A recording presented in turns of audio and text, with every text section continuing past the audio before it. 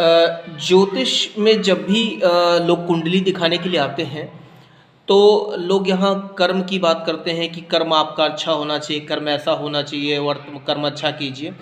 दरअसल कुंडली जो है वो आपके पास्ट का विषय ही है, क्योंकि कुंडली उस समय की बनती है जब बालक जन्म लेता है।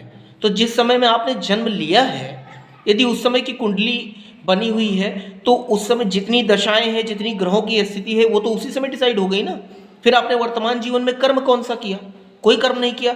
यानी आपके पास्ट के जितने संचित कर्म हैं, जिन्हें हम भाग्य का नाम देते हैं, संचित कर्म ही भाग्य होता है, वही कुंडली है। तो हम जब भी कुंडली की बात करते हैं तो हम अपने पास्ट में किए गए कर्मों, संचित कर्मों का, पास्ट से मेरा मतलब है पूर्व जन्म के कई पूर्व के कई जन्मों का कर्म को, संचित जो कर्म होते हैं उन्हें हम भाग्य की संज्ञा दे के रखे हुए हैं।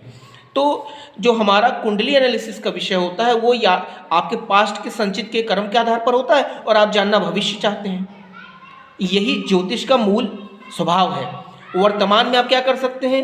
वर्तमान में आप पूजा पाठ कर सकते हैं, कुछ अपने कर्मों में बदलाव कर सकते हैं, कुछ अपनी जीवन में अपने परिवर्तन ला सकते हैं, कुछ अपनी लाइफ स्टाइल चेंज कर सकते हैं। ऐसे ही कर्मों को करके हम कोशिश करते हैं कि हमारी जो पास्ट के जो हमारे कर्म है, संचित कर्म है, उनको हम थोड़ा सा सुधार के हम अपने भविष्य को बेहतर कर लें। यही ज्योतिष है।